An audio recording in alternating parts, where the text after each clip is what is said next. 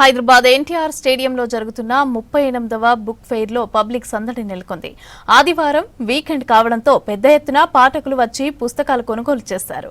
ఈ ఏడాది యూత్ ఎక్కువగా బుక్స్ కొనేందుకు వచ్చారు. బుక్ ఫెయిర్ లో పాఠకుల రద్దీకి సంబంధించిన మరింత సమాచారం కల్పన అందిస్తారు. స్టేడియంలో జరుగుతున్న హైదరాబాద్ బుక్ ఫెయిర్ కి అయితే పెద్ద ఎత్తున జనాలంతా కూడా తరలి వస్తున్నారని చెప్పుకోవచ్చు. దాదాపు 368 స్టాల్స్ ఏర్పాటు చేసిన ఈ బుక్ ఫెయిర్ కి సంబంధించి కూడా మనకు వీకెండ్ అవడంతో పెద్ద ఎత్తున రద్దీ అయితే కొనసాగుతుందని చెప్పుకోవచ్చు. చిన్న పిల్లల నుంచి పెద్దవాళ్ళ వరకు ప్రతి ఒక్కరు కూడా ఈ హైదరాబాద్ 38వ బుక్ ఫెయిర్ అయితే విజిట్ చేస్తూ ఉన్నారు. ఒక్కసారి కూడా మనము ఎంట్రీ అయిన తర్వాత ముఖ్యంగా చూసుకున్నట్టయితే మధ్యాహ్నం 1 గంటల నుంచి రాత్రి 9 గంటల వరకు కూడా మనకు ఈ బుక్ ఫెయిర్ అనేది కూడా అందుబాటులో ఉంటుంది. ప్రతి ఒక్కరు వచ్చి కూడా వాళ్ళకు నచ్చిన బుక్స్ కొనుక్కునే విధంగా కూడా ఇక్కడ ఏర్పాటు చేయడం జరిగింది. ఇక బుక్స్ కొన్నాక కూడా ప్రతి ఒక్కరికి కూడా దాదాపు బుక్ స్టాల్ కి సంబంధించి కూడా 10% రాయితీ ఇవ్వడంతో పాటు ఏవైతే బుక్స్ కి సంబంధించి బుక్ స్టాల్స్ ప్రత్యేకంగా పెట్టుకున్నారో వారు కూడా సపరేట్ గా మనకు డిస్కౌంట్స్ కూడా ఇస్తున్నారని చెప్పుకోవచ్చు.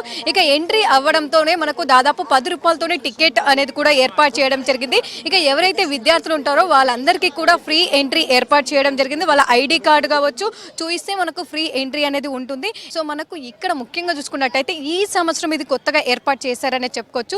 పల్లెకు పుస్తకాలను విరాళంగా ఇవ్వండి అంటూ కూడా బుక్ డొనేషన్ బాక్స్ కూడా ఇక్కడ ఏర్పాటు చేయడం జరిగింది.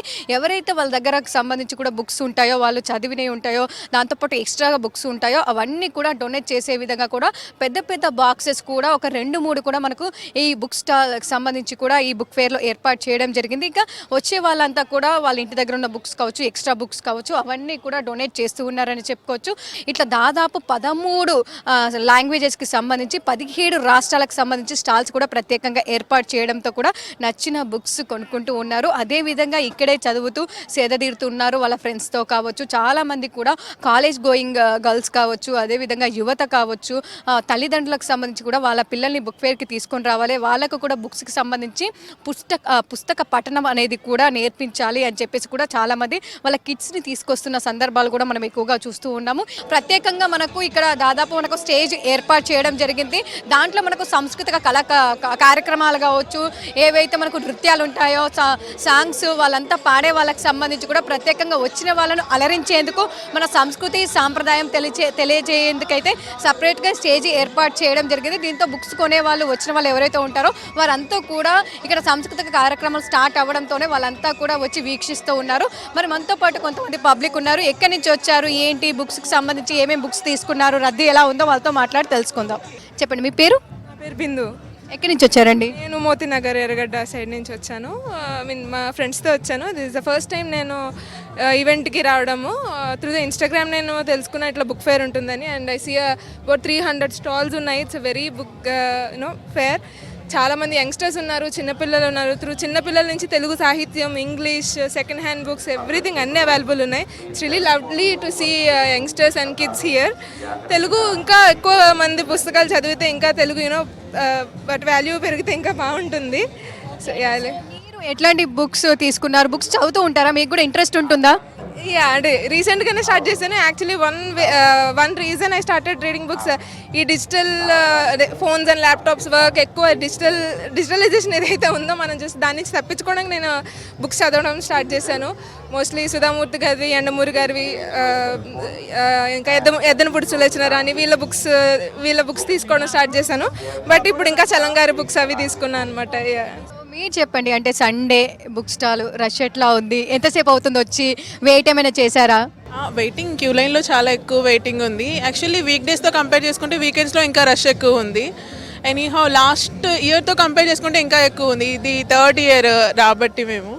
సో యాక్చువల్లీ మంచి కలెక్షన్స్ ఉన్నాయి ఇంకా లాస్ట్ ఇయర్తో కంపేర్ చేసుకుంటే.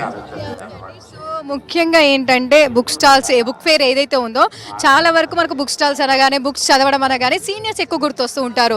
ఎందుకంటే యంగ్స్టర్స్ కావచ్చు యువకులు కావచ్చు చాలా తక్కువ బుక్స్ చదువుతూ ఉంటారు అనేసి ఒక ఉంది, అది థియరీ అనమాట, నార్మల్గా అంటూ ఉంటారు. నేనైతే అది మిత్తే. ఎందుకంటే ఇప్పుడు మీ సరౌండింగ్స్లో మనం చూస్తే ఎక్కువ యూతే కనిపిస్తున్నారు. మేబీ ఇలాంటి బుక్ ఫైట్స్ కండక్ట్ చేయడం వల్ల యూత్ని అట్రాక్ట్ చేయడం అనేది ఆ దాన్ని మైండ్లో పెట్టుకొని ఇలా చేస్తున్నారేమో అన్నది కూడా ఉంటుంది.